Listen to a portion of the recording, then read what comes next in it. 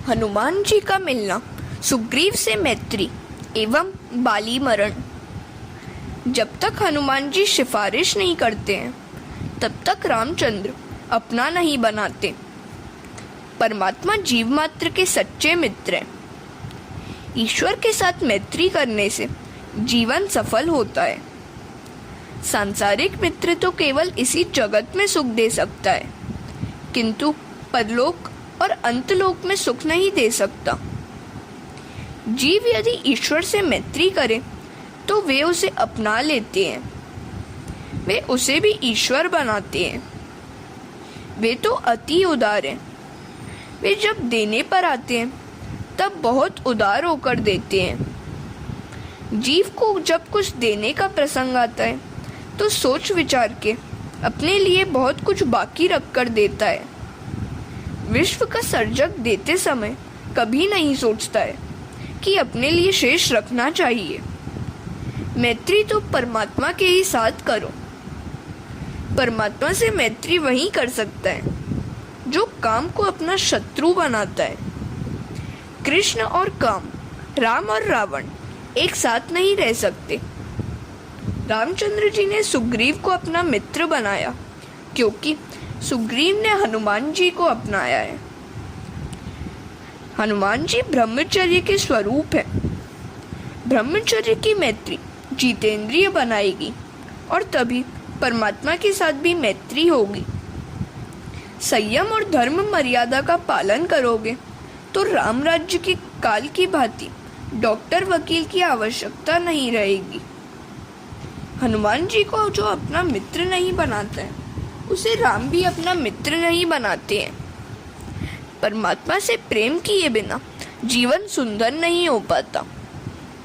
प्रेम किए बिना मनुष्य जी नहीं सकता। कोई धन से, कोई स्त्री से, कोई बालकों से प्रेम करता है, किंतु प्रेम करने योग्य तो एक परमात्मा ही है। परमात्मा के सिवाय अन्य किसी भी व्यक्ति के साथ किया गया प्रेम जीव को अंत में रुलाता ही है। जगत अपूर्ण है और जीव भी अपूर्ण है। परमात्मा के साथ मैत्री होने पर ही जीवन परिपूर्ण हो पाता है। परमात्मा के साथ प्रेम करने वाले को वे पूर्ण बनाते हैं। ईश्वर उसी को मिलते हैं जो उनसे पूर्णतः प्रेम करते हैं। वैसे व्यक्ति ही प्रभु को अपना मानते हैं। ईश्वर के साथ प्रेम करना है तो दूसरों का प्रेम छोड़ना पड़ेगा। लौकिक प्रेम को धीरे धीरे कम करते जाओ और प्रभु के साथ प्रेम बढ़ाते जाओ। हनुमान जी के पूछने पर राम जी ने अपना परिचय दिया। हनुमान जी ने प्रणाम करके स्तुति की और कहा, इस पर्वत पर वानर राज सुग्रीव रहते हैं, उनके साथ मैत्री कीजिए। वे आपके दास हैं। और तभी सब सुग्रीव के पास आए। राम जी ने सुग्रीव से पूछा, तुम इतने दुखी क्यों दिखाई देते हो? सुग्रीव ने कहा, मेरे भाई बाली ने मेरी धन संपत्ति और पत्नी छीनकर मुझे घर से बाहर निकाल दिया है। जो मित्र के दुख से दुखी होता है वही सच्चा मित्र है। हरे कृष्ण। सुग्रीव और बाली के बीच युद्ध हुआ। राम सुग्रीव के पक्ष में थे। उन्होंने एक वृक्ष की आड़ लेकर बाली पर तीर छोड़ा तो बाली ने कहा, अवगुण कवनु नाथ मोहि मारा। आपने तो धर्म की रक्षा के हेतु अवतार धारण किया है। मैंने तो कोई अपराध किया नहीं, फिर भी आप मेरा वध क्यों करना चाहते हैं? धर्म की रक्षा के हेतु अवतार धारण करके भी आपने अधर्माचरण किया है। रामचंद्र जी ने कहा, बाली, अपना दोष तू देखता नहीं है और मुझ पर ही दोष लगाए जा रहा है। भाभी, बहन, पुत्रवधू और अपनी कन्या एक समान है, फिर भी तुमने अपने भाई की पत्नी पर कुदृष्टि डाली, सो तू महापापी है। अतः तेरा उद्धार करने के लिए ही तेरा वध कर रहा हूँ। स्वदोष के दर्शन के बिना ईश्वर के दर्शन नहीं हो पाते। परदोष दर्शन परमात्मा के दर्शन में बाधा रूप है। बाली कहने लगा, प्रभु, यदि मैं पापी हूँ तो मुझे बताइए कि कौन से ग्रंथ में ऐसा लिखा हुआ है कि पापी को भी आपके दर्शन का लाभ हो सकता है। उल्टे कहा गया है, जन्म जन्म मुनि जतन कराही, अंत राम कहीं आवत नाही। मुनिगण जन्म जन्मांतर में कई प्रकार की साधना करते रहते हैं, फिर भी अंतकाल में उनके मुख से राम नाम उच्चारित नहीं हो पाता है। मैं पुण्यशाली हूँ, तभी आपके दर्शन इस समय कर रहा हूँ। आपके दर्शन से अब मैं पापी तो रहा ही नहीं। आपके दर्शन से पापों का नाश होता है। आपके दर्शन देवों को भी दुर्लभ है, फिर भी मैं आपके दर्शन कर रहा हूँ। भगवान राम ने कहा, मेरे दर्शन तुम्हें हुए, वह तेरे प्रताप से नहीं हुए। तुम सुग्रीव के भाई हो, सो मैं तुम्हारा उद्धार कर रहा हूँ। तुम सुग्रीव के कारण ही मेरे दर्शन पा रहे हो। भगवान की बात सुनकर बाली ने सुग्रीव को प्रणाम किया और कहा, तेरे ही कारण मुझे भगवान के दर्शन करने का सौभाग्य प्राप्त हुआ। सुग्रीव बाली से कहने लगा, नहीं नहीं, तुम्हारे ही कारण मुझे भगवान के दर्शन हुए। यदि तुमने घर से मुझे निकाल न दिया होता तो प्रभु दर्शन मैं भी कैसे पा सकता। बाली देह छोड़ रहा था, सो सुग्रीव ने भगवान से प्रार्थना की कि मेरे भाई के पाप को क्षमा कीजिए। वैर और वासना मृत्यु को बिगाड़ते हैं। जो वैर और वासना को अपने ही मन में रखकर मारता है, जो वैर और वासना को अपने ही मन में रखकर खुद मरता है, उसे सद्गति नहीं मिल पाती। अपना कर्तव्य है कि किसी के साथ वैर न रखें। राम राम जपते हुए बाली ने प्राण त्याग किया। सुग्रीव को किष्किंधा का राज्य दिया गया। राम की अनासक्ति भी कैसी है। रावण की हार हुई और लंका का राज्य राम को मिला, किंतु उन्होंने कहा, मुझे धन या राज्य की आसक्ति नहीं है। लंका का राज्य विभीषण को दे दिया। कंस की मृत्यु होने पर मथुरा का राज्य कृष्ण के हाथों में आया, किंतु उन्होंने उग्रसेन को दे दिया। राम और कृष्ण जैसा बोलते हैं वैसा ही आचरण करते हैं। श्री कृष्ण ने अर्जुन को युद्ध भूमि में 6 शास्त्रों का सार एक ही घंटे में सुनाया था। भगवान का ज्ञान भी कैसा है। अर्जुन ने कहा था, आप जो कहेंगे मैं वही करूँगा। हरे कृष्णा। ज्ञान की शोभा व्याख्यान नहीं, क्रियात्मक भक्ति योग है। राम के समान जग हितार्थी कोई नहीं है। ऐसा भगवान शंकर ने पार्वती से कहा। देवता, मनुष्य और मुनि सबकी यह रीति है कि अपने स्वार्थ के हेतु ही वे सभी से प्रीति करते हैं। सुर नर मुनि सबकी यह रीति, स्वार्थ लागी कर ही सब प्रीति। भगवान राम प्रवर्षण पर्वत पर विराजे। हनुमान जी अपनी वानर सेना के साथ आए। राम जी ने अपनी मुद्रिका हनुमान जी को देते हुए कहा, यह सीता जी को देना और मेरे विरह तथा बल की सारी बातें सुनाकर तुरंत लौट आना। हनुमान जी ने अपनी वानर सेना के साथ दक्षिण की ओर प्रयाण किया। वे जामवंत के पास आए, जहां संपाति ने उन्हें समाचार दिया कि सीता जी को अशोक वाटिका में रखा गया है। समुद्र को पार करना कठिन था। राम नाम और संयम के बल के बिना समुद्र पार किया नहीं जा सकता। हनुमान जी ने आवेशपूर्वक कहा, यदि आप कहें तो सारी लंका को समुद्र में डुबो दूं। जामवंत ने कहा, धीरज रखो, यदि लंका को डुबो दोगे तो सीता जी भी डूब जाएंगी। तो हनुमान जी ने उड़ान भरी और उड़ते हुए समुद्र पार करने लगे। मार्ग में सुरसा ने अवरोध करने का प्रयत्न किया। हनुमान जी ने उसका नाश किया। हनुमान जी लंका आ पहुंचे। सायंकाल का समय था। लंका दर्शन करने निकले।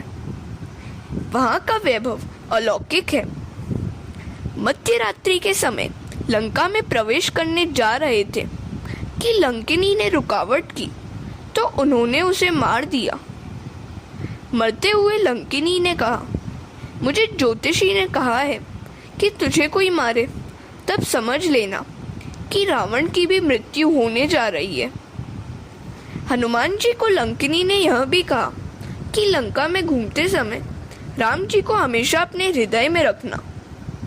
शायद राक्षसियों के विहार को देखकर मन विकारी हो जाए। हृदय राखी कौशलपुर राजा। मानव समाज में बसकर मानव बनना आसान नहीं है। एकांत में बैठकर ब्रह्म चिंतन करना आसान है। जन समाज के मध्य में विलासी लोगों के साथ रहकर निर्विकार रहना बड़ा कठिन है। शरीर से चाहे पाप न हो, मन से तो हो ही जाता है। हनुमान जी को कौन उपदेश दे सकता था? वे तो सकल विद्या के आचार्य हैं। फिर भी लंकिनी के वचन उपेक्षणीय नहीं है। हनुमान जी को लगा, मैंने आँख से यह दृश्य देखा। नहीं नहीं, आँख से चाहे देखा, मन से चिंतन तो किया ही नहीं। हनुमान जी तो बाल ब्रह्मचारी हैं। वहां से वे इंद्रजीत के आवास में आए।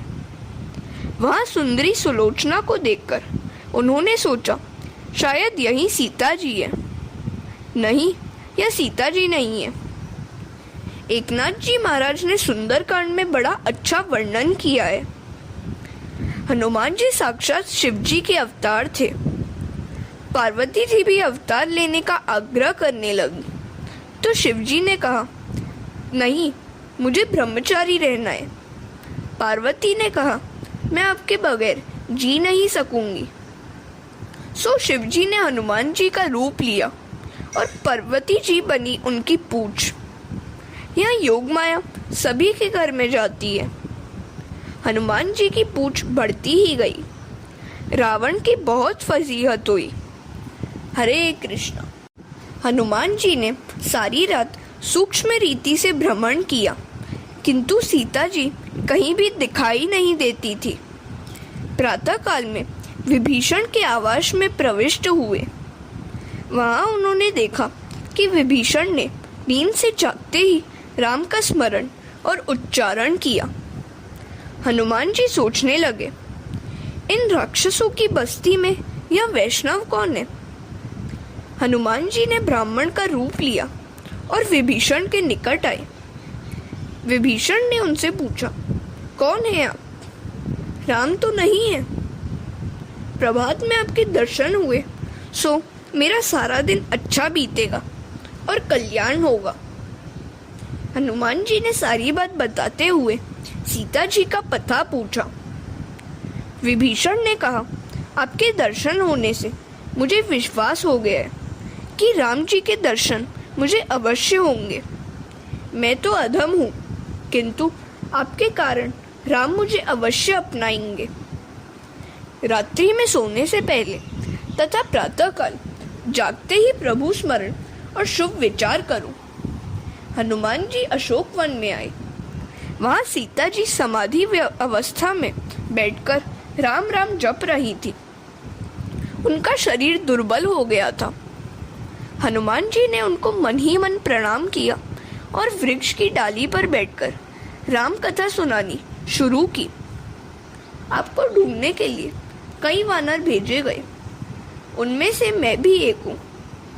मैं रामचंद्र जी का दूत हूँ। आज मेरा जीवन सफल हो गया। साक्षात आद्या शक्ति सीता जी को प्रणाम करता हूँ। सीता जी ने कहा, भाई कौन है तू? प्रत्यक्ष क्यों नहीं आता है तू? मेरे समक्ष आ। हनुमान जी ने सामने आकर माता जी को प्रणाम किया। माता जी, मैं हूँ रामचंद्र जी का दूत। मुझे आज बड़ा आनंद हुआ और उन्होंने रामचंद्र जी का संदेश सुनाया। वे आपकी उपेक्षा नहीं करते हैं। वे शीघ्र ही यहाँ आ रहे हैं। माता जी, मुझे भूख लगी है।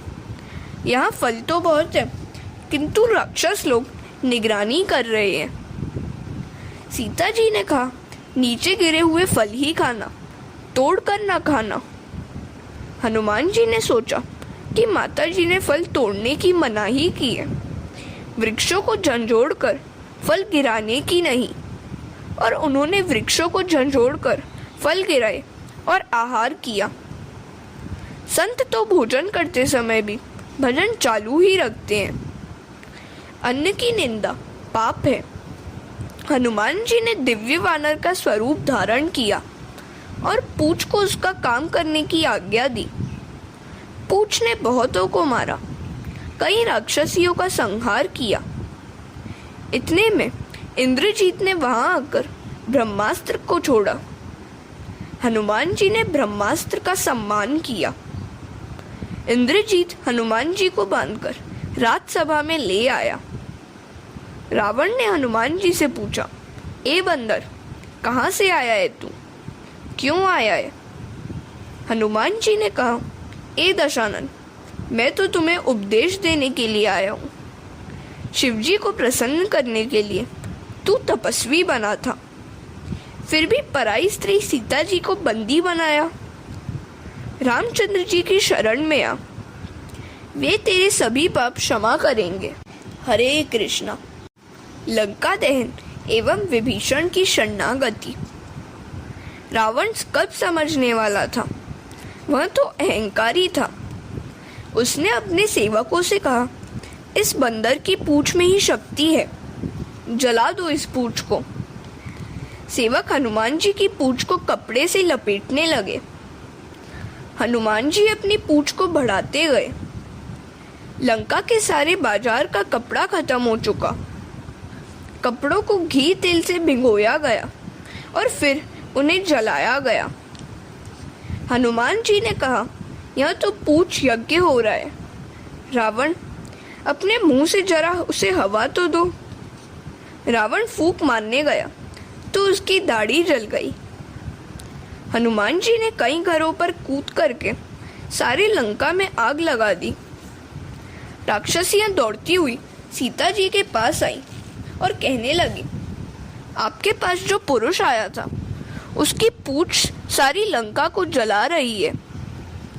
सीता जी प्रार्थना करने लगी, हे अग्निदेव, यदि मैंने अपने पति के सिवाय अन्य किसी भी पुरुष का चिंतन न किया हो और पातिव्रत का पूर्णतः पालन किया हो तो आप शांत हो जाइए।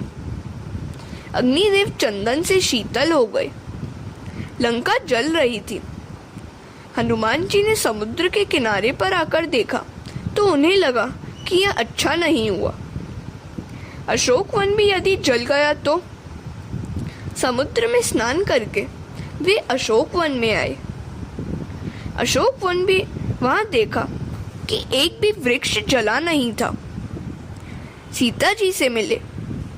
सीता जी ने आशीष दी, अष्ट सिद्धियां तेरी सेवा करेंगी और सारे जगत में तेरी जय जयकार होगी। किंतु इन आशीषों से हनुमान जी को संतोष नहीं हुआ। उन्होंने तो राम सेवा की आशीष मांगी थी। हनुमान जी अमर है, काल उनका सेवक है। हनुमान जी वहां से जाने लगे तो ब्रह्मा जी ने उनके पराक्रम की सारी बातें पत्र में लिख दी। हनुमान जी इतने नम्र हैं कि कार्य का वर्णन स्वमुख से नहीं करेंगे, तो पत्र लिख दिया। हनुमान जी राम जी के पास आए। लक्ष्मण ने पत्र पढ़कर राम जी को सुनाया। हनुमान जी ने कहा, यह तो सब आपका ही प्रताप है प्रभु, कृपा कीजिए कि मैं अभिमानी न हूँ। राम जी ने सोचा कि हनुमान जी को मैं दूं तो क्या दूं। उन्होंने हनुमान जी को अपनी बाहों में भर लिया। रामचंद्र जी ने वहां से विजयदशमी के दिन प्रयाण किया और समुद्र के किनारे आए। उनका नियम था प्रतिदिन शिव जी की पूजा करना। वहां कोई शिवलिंग नहीं मिला तो हनुमान जी को काशी से शिवलिंग ले आने की आज्ञा दी। हनुमान जी को लौटने में देरी हुई तो राम जी ने बालू का शिवलिंग बनाया और पूजा की। वही शिवलिंग रामेश्वर है। जो रामेश्वर का दर्शन करेगा वह देहत्याग के बाद मेरे धाम में आएगा। जे रामेश्वर दर्शनु करही ते तनु तजी ममलोक से धरही। हरे कृष्ण। इधर लंका में रावण ने नगरजनों की सभा बुलाई। विभीषण ने कहा, राम जी की शरण में जाकर सीता जी को सकुशल लौटा दो। रावण ने गुस्से से विभीषण को लताड़ दिया। धन्य है विभीषण, जो लात खाकर भी बड़े भाई को वंदन कर रहा है। तुमको जो ठीक लगे वही करो, मैं तो श्री राम की शरण में जा रहा हूँ। विभीषण के लंका त्याग करते ही सभी राक्षस आयुष्यहीन हो गए। साधु पुरुष का अपमान सर्वनाश का कारण बन सकता है। विभीषण वानर सेना के पास आए। वे सोच रहे थे कि मुझे यहाँ अपनाया जाएगा या नहीं। रावण का भाई होने के कारण मेरा तिरस्कार तो नहीं करेंगे ना? नहीं नहीं, प्रभु तो अंतर्यामी है, मेरा मनोभाव शुद्ध है, अतः वे मुझे अवश्य अपनाएंगे। सुग्रीव ने भगवान को समाचार दिया कि रावण का भाई विभीषण आया है। मुझे तो लगता है कि यह राक्षसों की माया है और वे हमारा भेद जानना चाहते हैं। राम ने कहा, किंतु विभीषण क्या कहता है सो तो बताओ। सुग्रीव ने कहा, वह तो कहता है राघवम शरणम गत। हनुमान जी वकालत करने लगे। उसके हृदय में छल कपट नहीं है, उसको हमें अपनाना चाहिए। राम ने कहा, सुग्रीव, विभीषण का स्वागत करो और यहाँ ले आओ। जब भी जीव मेरे सम्मुख आता है उसके करोड़ों जन्मों के पाप नष्ट हो जाते हैं। जो मनुष्य मन से निर्मल है वह मुझे प्राप्त करता है। मुझे छल कपट और छिद्रान्वेषण पसंद नहीं है। निर्मल मन जन सो मोही पावा, मोही कपट छल छिद्र न बावा। सुग्रीव विभीषण को ले आए। विभीषण ने कहा, नाथ, मैं आपकी शरण में आया हूँ। मेरे भाई ने लताड़ कर मुझे तिरस्कृत किया है। राम जी ने अपने आसन से खड़े होकर विभीषण का सत्कार करते हुए कहा, तुम मेरे भाई लक्ष्मण के समान मुझे प्रिय लगते हो। लंका का राज्य तुम्हें ही दिया जाएगा। विभीषण ने सोचा था कि रावण की मृत्यु के पश्चात प्रभु मुझे ही लंकापति बनाएंगे। आज उनकी इच्छा पूर्ण हो गई। सुग्रीव ने राम जी से कहा, आप बड़ी शीघ्रता करते हैं। विभीषण को लंका का राज्य देने का वचन तो दे दिया, किंतु यदि रावण शरण में आकर सीता जी को सौंप दे तो आप उसे क्या देंगे? रघुनाथ जी ने कहा, मैं जब भी कुछ बोलता हूँ सोच विचार कर ही बोलता हूँ। यदि रावण शरण में आएगा तो मैं उसे अयोध्या का राज्य दूंगा। विभीषण शरण आयो, करियो लंकाधीश। यह सुनी रावण शरण आए तो करहूं कौशलाधीश। रावण यदि शरण में आएगा तो उसे अयोध्या का राज्य देकर हम सभी भाई वनवास करेंगे। समुद्र पर पत्थर का सेतु रचा गया। पत्थर पर राम नाम लिखने से पत्थर तैरते हैं। राम नाम से यदि जड़ पत्थर तैर सकता है तो मनुष्य क्यों न तैर सके? विश्वास पूर्वक, श्रद्धा पूर्वक राम नाम का जप करोगे तो भवसागर पार कर सकोगे। इस कलयुग में इसके सिवाय अन्य कोई उपाय नहीं है। हरे कृष्ण। रामचंद्र जी ने लंका में प्रवेश किया। अंगद को फिष्टी के लिए भेजा गया। अनेक राक्षस मर गए। लक्ष्मण ने कपट से इंद्रजीत का मस्तक उड़ा दिया। सुलोचना ने सती होना चाहा। उसने रावण से अपने पति इंद्रजीत के मस्तक की मांग की तो रावण ने कहा, वह मस्तक तो राम के पास है, जाओ उसके पास। तो सुलोचना ने कहा, मुझे शत्रु के पास क्यों भेज रहे हो? मैं सुंदर हूँ, सो वहाँ कुछ अनर्थ हुआ तो? रावण रामचंद्र जी की प्रशंसा करते हुए कहने लगा, राम तो तुम्हें माता के समान मान देंगे, तुम्हारी स्तुति करेंगे, और तो मैं क्या कहूँ। मैं राम को अपना शत्रु मानता हूँ, किंतु वे मुझे शत्रु नहीं मानते हैं। राम की शरण में जा, वे अवश्य तुम्हें इंद्रजीत का मस्तक लौटा देंगे। सुलोचना राम जी के पास आई, बोली कि मेरे पति का हाथ आंगन में आया और पत्र लिख दिया। उससे पूछा कि जड़ हाथ कैसे लिख सकता है।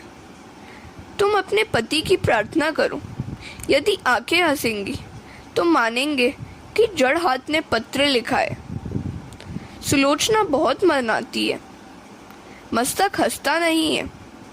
नाथ, तुम अप्रसन्न हो। ऐसा सुनकर मस्तक डोलने लगा और स्मित किया। शेषनाग लक्ष्मण का रूप लेकर आए। मस्तक ने सुलोचना से कहा, तेरे पिता ने मुझे मारा है।